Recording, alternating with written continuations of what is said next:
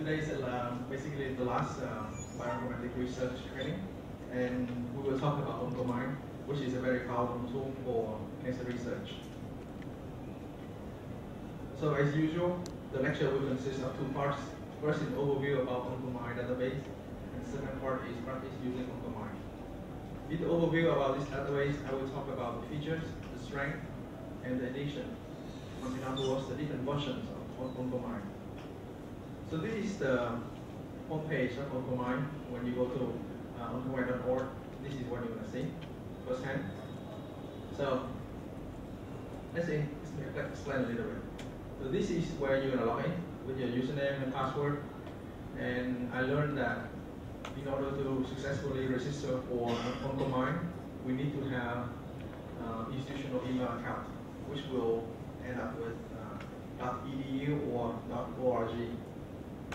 And this is the advertisement for OncoMind. Basically, they're going to tell you like how many patients they have collected, how many data set, and what kind of cancer they have right now, etc. OncoMind is a large cancer database.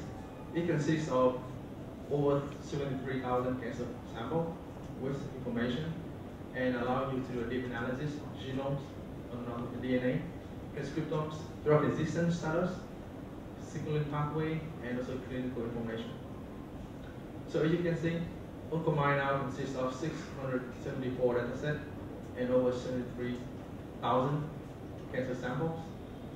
And it also contains clinical outcome analysis of 141 datasets and 27,000 cancer patient samples. It can also allow you to analyze pathway and drug resistance or drug analysis. Okay? And also combined with TCGA. TCGA is the Cancer Genome Atlas. We talked about that last week. And this is a list of most commonly occurring cancer type. And for example, like breast cancer here, you would have 120 something data set, or cervical cancer, lung cancer, liver cancer, etc. So you see most of the common cancer types are included in OncoMind already. This is another closer view. So you can see bladder, brain, breast, cervical, lung, liver, lymphoma, melanoma, etc. So I think it's very powerful tool for your research. OncoMind includes two different kind of edition or different version. The first one is free. Its name is OncoMind Research Edition. This is very powerful. It's also a powerful web application that can integrate and unify the high-throughput cancer profiling data so that we can analyze a large number of volume cancer types and experiment. And also, this only features annual data update, so the update is basically every 3 months. And also do some basic analysis types such as cancer versus normal, or multi-cancer comparison, and co-expression analysis. So in most of the cases, this free OncoMind Research Edition is enough for us for our experiment and hypothesis building. So the second version is quite expensive, and it is called the OncoMind Research Premium Edition. This is a subscription-based version that allows users to do a little bit more advanced research, a couple more tools for you to use. For example, sometimes you can do additional feature analysis. They also have a quarterly update as well for both basic and advanced research. And it includes a couple of more information like clinical outcome or patient treatment response, cell line mutations, the changes, etc. And you can also search for multiple genes at the same time, and you export and share the result with publication quality images. You can upload the custom concepts and access enhanced support. So this is a feature of OncoMind Research Edition, which is a free version. So you can do a gene and concept summary. You can do an outliers analysis, meta-analysis, and meta-COPA, which is analysis of outlier, and also OncoMind support community. So OncoMind provides you a multiple kind of solution for your research. For example, you can easily compare the gene expression profile between the normal and the cancer tissue.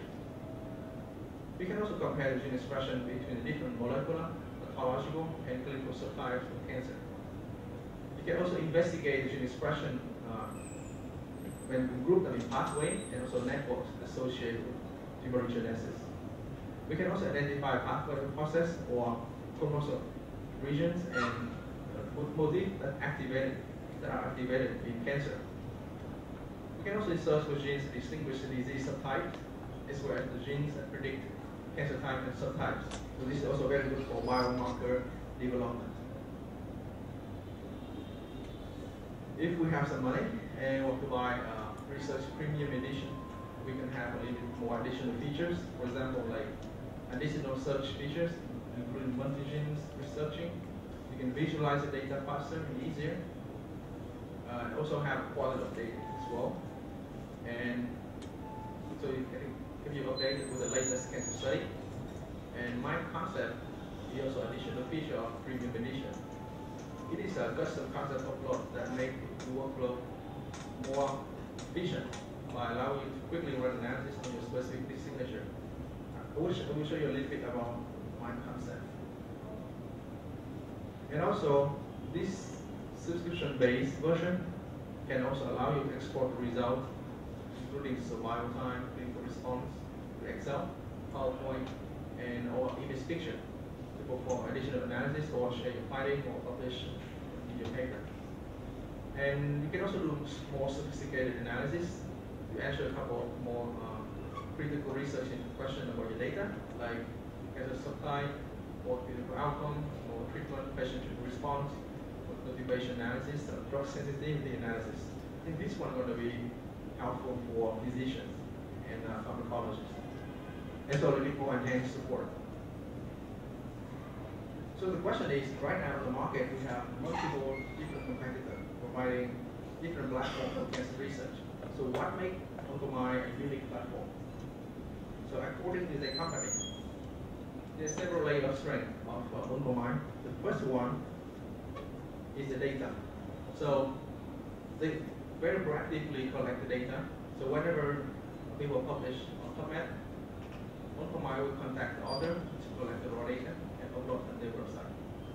Okay, so the data are frequently updated and also curated. Curated meaning that different PI, different research team may have different format and different ways to manage the data. And sometimes it creates a problem for scientists to combine multiple data sets from different people. Okay, so when these data are curated, meaning that they have been reformatted, reorganized to follow the same format, same standard, it's easier for you to analyze and compare them side by side.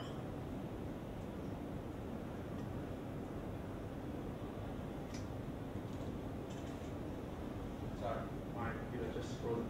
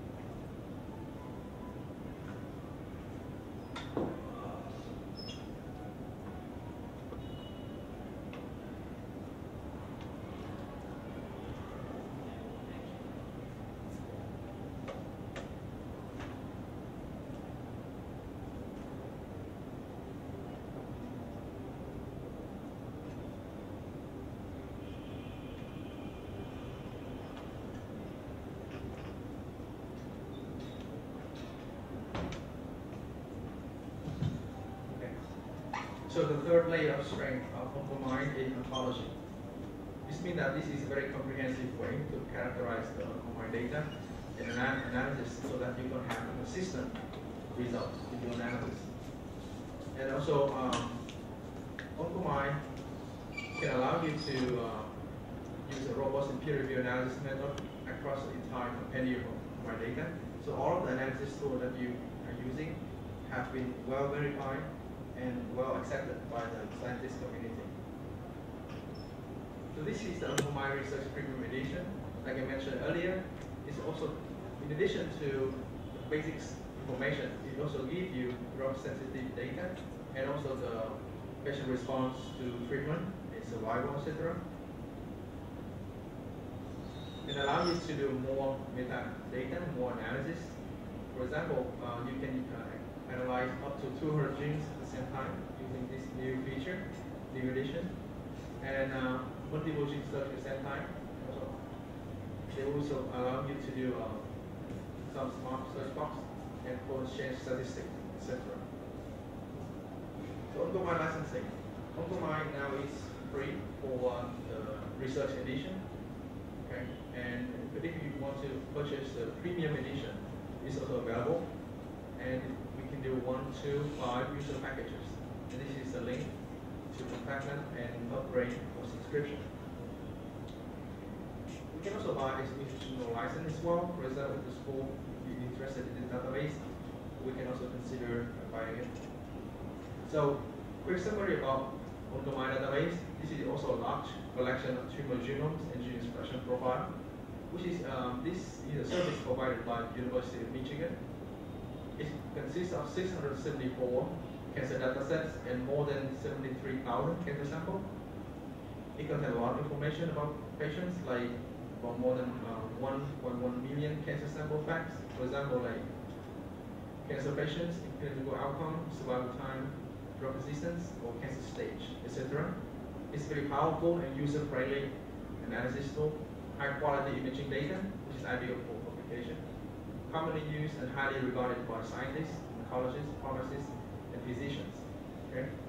So now I would like to show you a couple of screen view about Oncomine. So I'm sure that some of us here already check out Oncomine, but this is the login page of Oncomine where you enter your username and your password here. This is where you can log in. Okay. Once you log in, you're going to have the search box. This is on the left side, right here. This is where you can enter the gene or the concept or the type of cancer or the name of the author that uploaded that cancer data set, etc. Over here, the left side over here, this is a filter for you to select the type of analysis you want or the data set type or cancer type, etc. And this is a summary of what is currently available in Oncomine.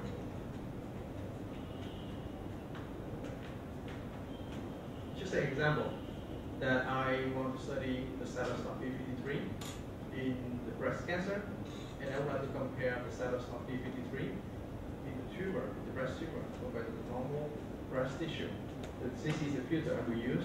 Okay, so when I type in the search box right here, those keywords, then I will establish the analysis type. For example, we can see the genes.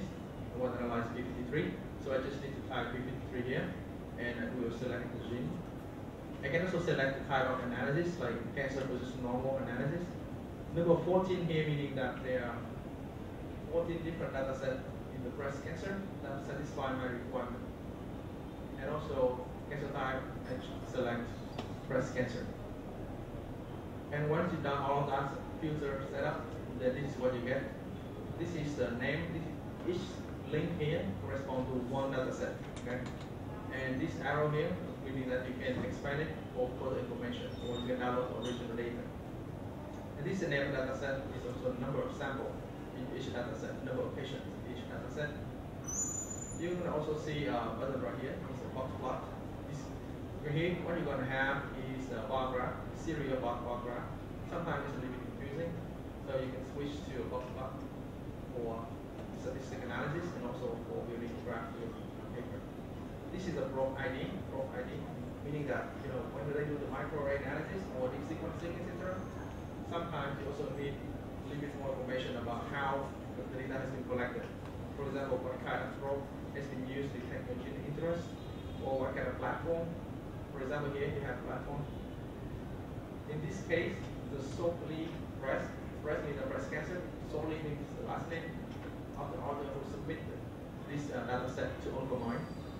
And this platform is not predefined in Oncomine, meaning that this platform is a custom-made platform. And in Oncomine, when we compare the normal, the expression of p53 of the breast tumor to the normal tissue, then this is the normal tissue right here. No value, number 4. No values correspond to the normal control tissue. Okay. 4 is for different tissue, 4 sample. And number 1 here is ductal breast carcinoma, or fibroadenoma, or lobular breast cancer, etc. Number 4 here, most of the sample. This is ductal breast carcinoma.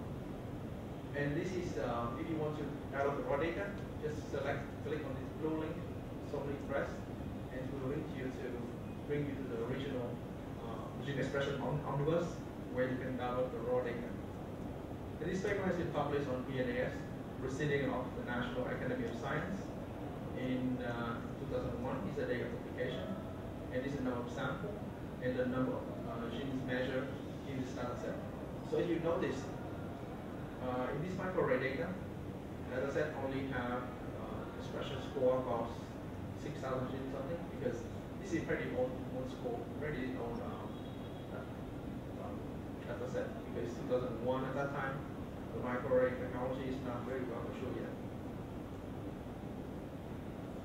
Okay, another example, I said, like, for example, like Panac breast has 59 patients, and I also have, this is the gene expression score, and this is the link to the raw data. For example, if I click on Panac breast, then it will link me to another window. Okay, this is another link. Click here. It will bring you to GEO, the gene expression omnibus, where you can retrieve the raw data. And this is a little bit more information about this data set. For example, this is a stromal gene expression predicts clinical outcome breast cancer. If you click here, this will bring you the paper. Is then the author, organization, the reference, published on Nature Medicine, and the description of the study. For example, like we have 3 breast tumor stroma sample and 6 normal breast stroma sample has been analyzed, etc. Okay. So now if I click on this data link, it will bring me to the original database, which is the Gene Expression Omnibus, which is a service of NCBI. So here you will have a little bit more, even more detailed description about this data set. For example, like status, base public title, organism, experiment time, etc. Summary, overall design, contributor, spinach, citations, mission date, etc. Okay? But more importantly, at the end of that web page, you're going to see a couple of links to download the raw data. For example, like here, soft formatted family, mini ML formatted family file, series matrix file, or you can also directly click on here, either HTTP or custom, to download the supplementary file.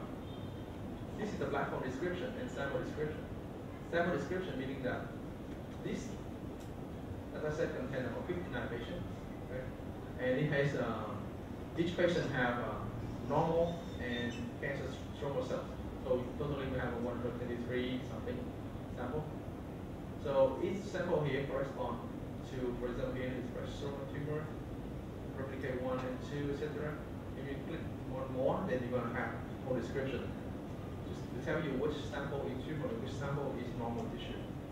And this is a platform description. This is an Agilent original oligo microarray. We need to know this platform description because later on, when we use leak analysis, using some more powerful software, we need to know this information. So like I mentioned earlier, Oncomine rely on some very user-friendly and very simple analysis tool. For example here, you can do a cancer versus cancer analysis,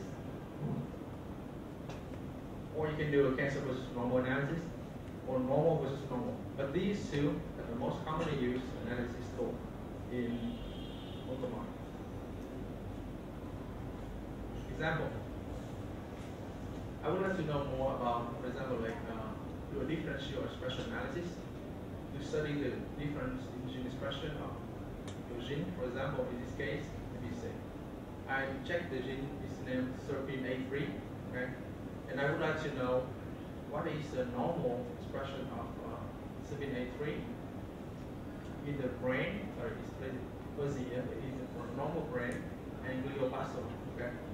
So I checked SERPINA3, I compare the SERPINA3 expression in the normal brain and the glioblastoma, which is basically brain cancer.